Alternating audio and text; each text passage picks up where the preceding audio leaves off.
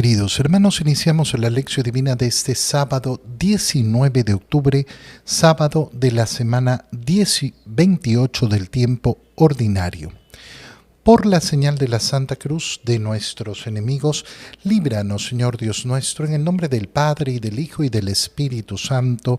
Amén. Señor mío, Dios mío, creo firmemente que estás aquí, que me ves, que me oyes. Te adoro con profunda reverencia, te pido perdón de mis pecados y gracia para hacer con fruto este tiempo de lección divina. Madre mía Inmaculada, San José, mi Padre y Señor, Ángel de mi guarda, interceded por mí. En la primera lectura de este sábado continuamos con la lectura de la carta de San Pablo a los Efesios, capítulo 1, versículos 15 al 23. Hermanos, me he enterado de su fe en el Señor Jesús y del amor que demuestran a todos los hermanos, por lo cual no dejo de dar gracias por ustedes ni recordarlos en mis oraciones, y le pido al Dios de nuestro Señor Jesucristo, el Padre de la Gloria, que les conceda espíritu de sabiduría y de revelación para conocerlo.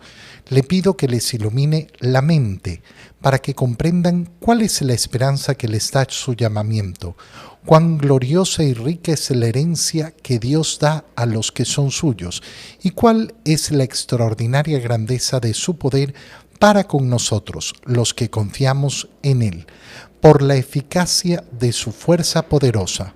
Con esta fuerza resucitó a Cristo de entre los muertos y lo hizo sentar a su derecha en el cielo, por encima de todos los ángeles, principados, potestades, virtudes y dominaciones, y por encima de cualquier persona, no solo del mundo actual, sino también del futuro.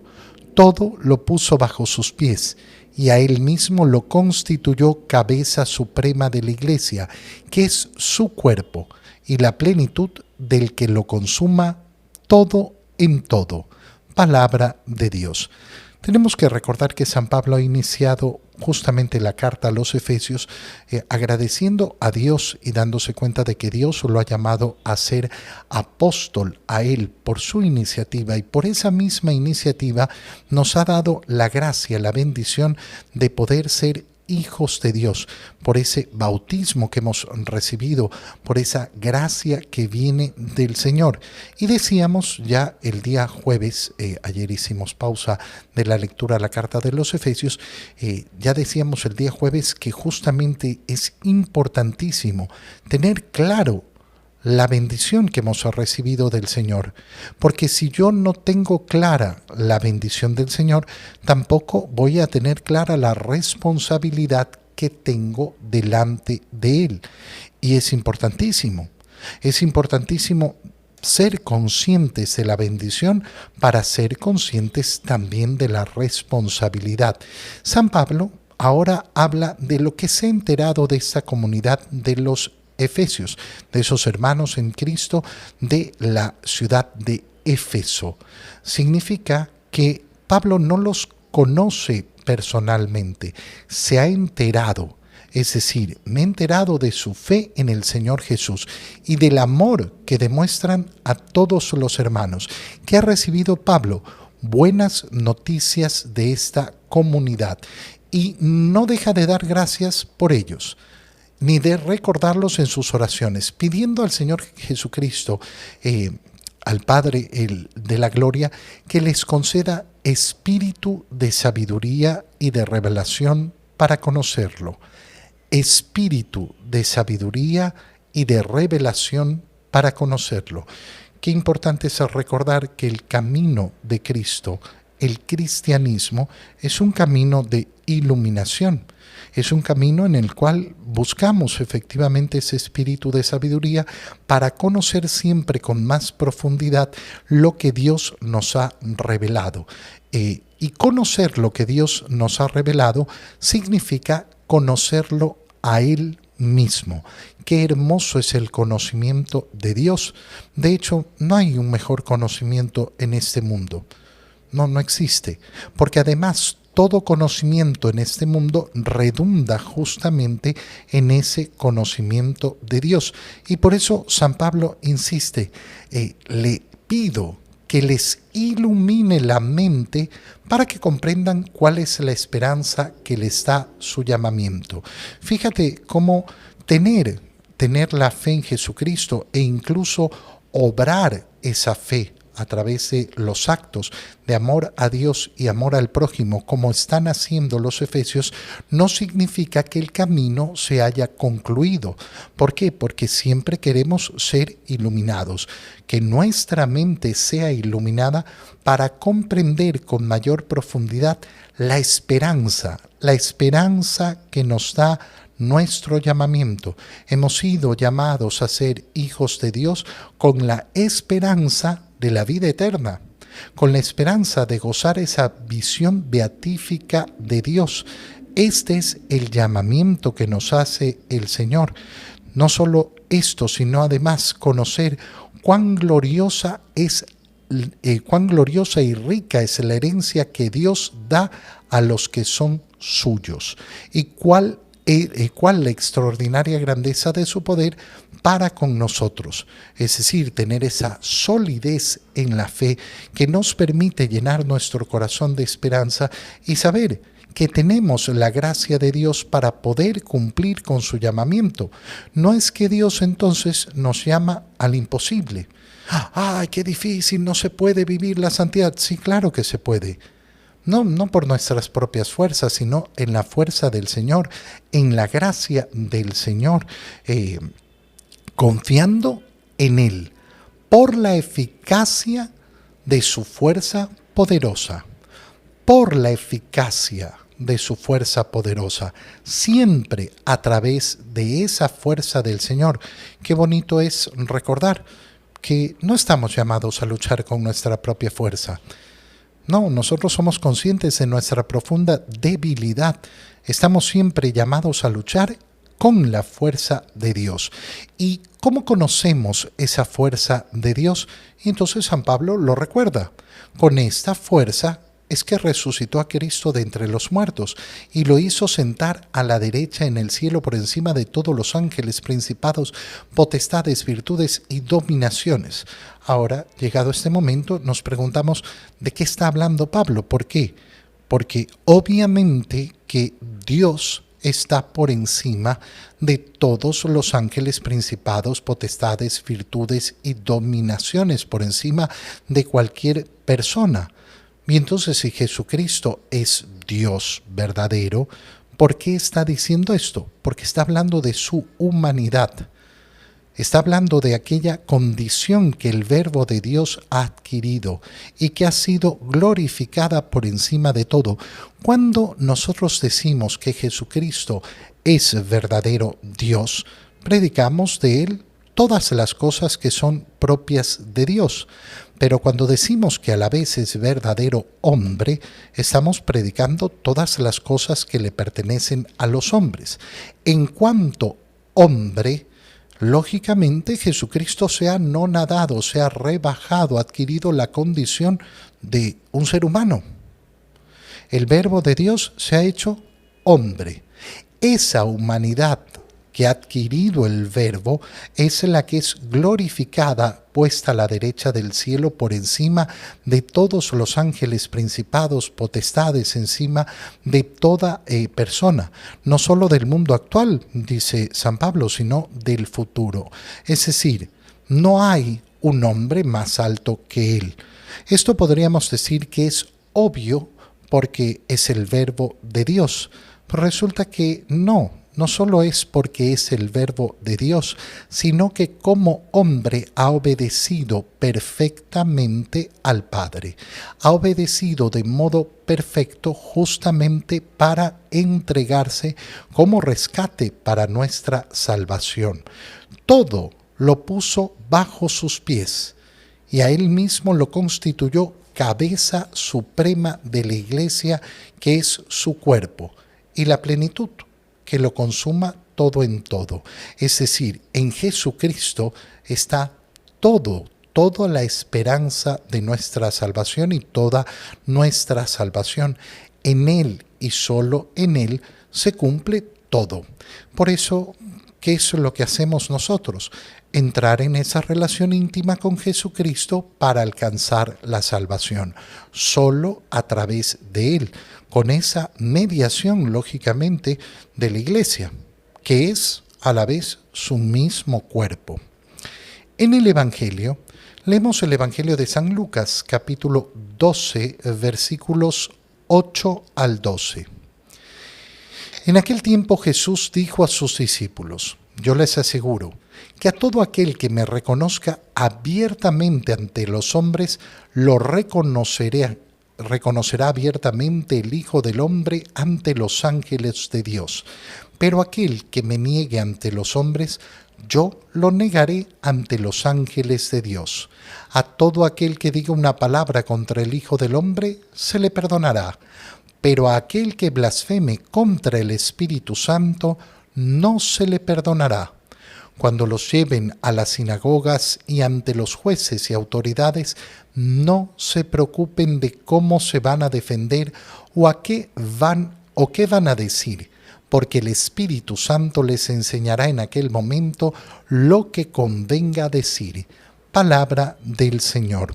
Fíjate qué hermoso es cómo se une lo que hemos leído en la primera lectura de la carta de San Pablo a los Efesios y lo que estamos leyendo en el Evangelio de Lucas, porque acabamos de reflexionar sobre esa verdadera lucha cristiana que no se da en nuestras propias fuerzas, sino reconociendo nuestra profunda debilidad. ¿Y qué nos está diciendo el Señor? Nos está diciendo exactamente lo mismo, es decir, cómo en Él vamos a encontrar esa fortaleza, en Él vamos a encontrar efectivamente todo lo que necesitamos. Ahora, les está dando instrucciones a sus discípulos sobre el modo en que deben actuar. ¿Y qué es lo que les está diciendo Jesús? Les aseguro que todo aquel que me reconozca abiertamente ante los hombres, el Hijo del Hombre los reconocerá también delante de los ángeles. Pero aquel que me niegue ante los hombres, yo lo negaré ante los ángeles de Dios. El testimonio que nosotros damos en este mundo de nuestro Señor Jesucristo es el mismo testimonio que Él dará delante de todas las potestades. En otras palabras, ¿qué es lo que nos está diciendo? Que si nosotros somos valientes y defendemos el nombre de Jesús aquí en la tierra, Él va a dar testimonio de nosotros. ¿Para qué?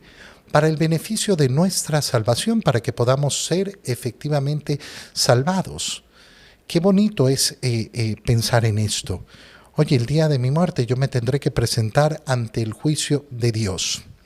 Si en este mundo he sido valiente, si en este mundo he dado testimonio de Jesucristo, ¿qué es lo que escucharé entonces de su boca? Padre mío, ángeles del Señor, este ha sido muy débil y ha cometido muchos pecados, pero me reconoció delante de los hombres.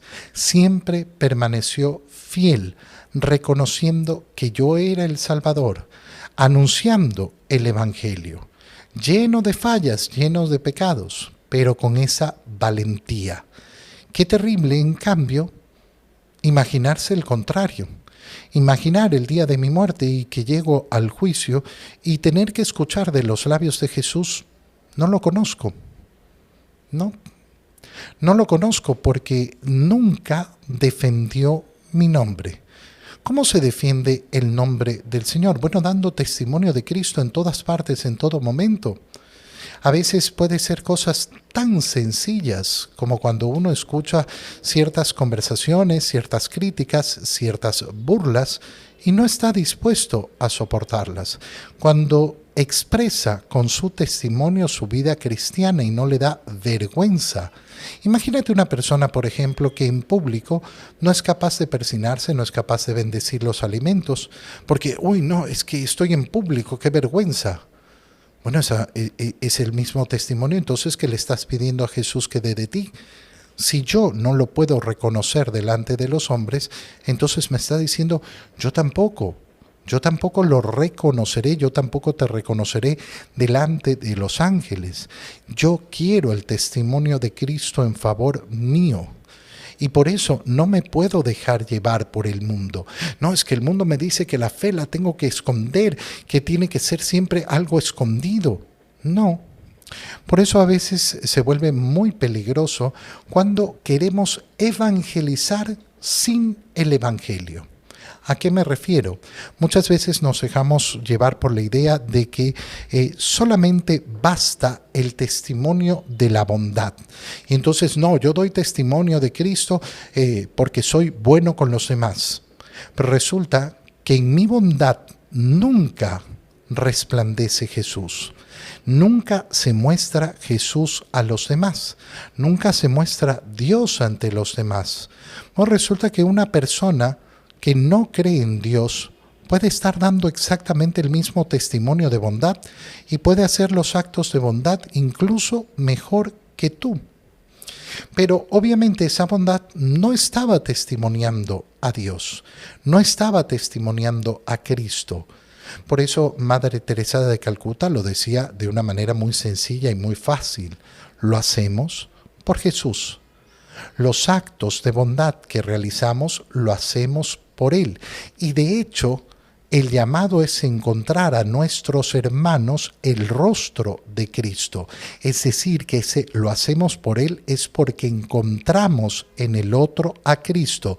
Todo aquello que hicieron por estos más pequeños conmigo mismo, lo hicieron. Este es el modo cristiano. Si en cambio yo me limito solo a nunca voy a mencionar a Jesús. Bueno, hermano, el testimonio no está completo. Piensa otro ejemplo, por ejemplo, hay muchas personas que dicen, no, es que no hay que hablar de la fe, no hay que hablar de la religión, no hay que hablar de la Biblia, hay que hablar de los valores, y entonces vamos introduciendo los valores, y por los valores vamos convirtiendo a la gente. Valores sin fundamento, valores que no están basados en Cristo, valores que entonces quedan suspendidos en el aire y que con una gran facilidad se pueden relativizar, como lo vemos en el mundo. Oye, las personas que defienden cosas indefendibles en este mundo creen que lo hacen defendiendo los grandes valores. Y por eso tú escuchas como una persona que defiende el aborto, algo indefendible, va a decir, no, es que yo estoy protegiendo los valores de la mujer, los valores de no sé qué y los valores de no sé cuánto.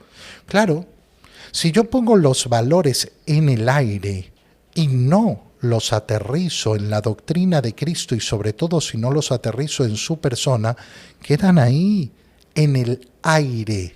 Y en el aire se pueden relativizar de una manera tan fácil. A todo aquel que diga, continúa el Señor diciendo, una palabra contra el Hijo del Hombre, se le perdonará. Nos está diciendo el Señor, todo pecado que hayas cometido, si es que pides perdón, si es que te arrepientes, va a encontrar perdón. Pero al que blasfeme contra el Espíritu Santo no se le perdonará. ¿Cuál es la blasfemia contra el Espíritu Santo? No creer en el poder de Dios. No creer en la capacidad que tiene el Espíritu Santo de otorgarnos la gracia que Cristo ha ganado para nosotros en la cruz. Y entonces, claro, no es que no se le perdonará porque Dios le ha cerrado la puerta de la misericordia, sino porque esa misma persona está cerrando la posibilidad a Dios. Qué bonito es recordar que Cristo nos invita a la redención, pero no nos obliga a ella. Cristo nos invita a la misericordia y al perdón, pero no nos obliga a ello. Es decir, si yo no quiero recibir la misericordia del Señor, Dios no me va a obligar a recibirla. Para recibir la misericordia del Señor, ¿qué es lo que tengo que hacer? Quererla, pedirla, acercarme a ella. No, yo no la quiero. Bueno, Dios no te va a obligar. La blasfemia contra el Espíritu Santo es justamente esta. Y cuando los lleven a las sinagogas y ante los jueces, no se preocupen. No se preocupen de cómo se van a defender, porque el Espíritu Santo es el que va a actuar. ¿Qué nos está diciendo? De nuevo la idea que ya hemos reflexionado. Nuestra lucha no es basados en nuestra debilidad o en nuestra fortaleza. Nuestra debilidad es clarísima. La fortaleza viene del Señor. Te doy gracias, Dios mío, por los buenos propósitos, afectos e inspiraciones que me has comunicado en este tiempo de lección divina. Te pido ayuda para ponerlos por obra. Madre mía Inmaculada, San José, mi Padre y Señor, Ángel de mi guarda, interceded por mí. María, Madre de la Iglesia, ruega por nosotros. Queridos hermanos, que el Señor los bendiga, los cuide y los proteja en el nombre del Padre, y del Hijo, y del Espíritu Santo. Amén. Que tengan todos un muy feliz día.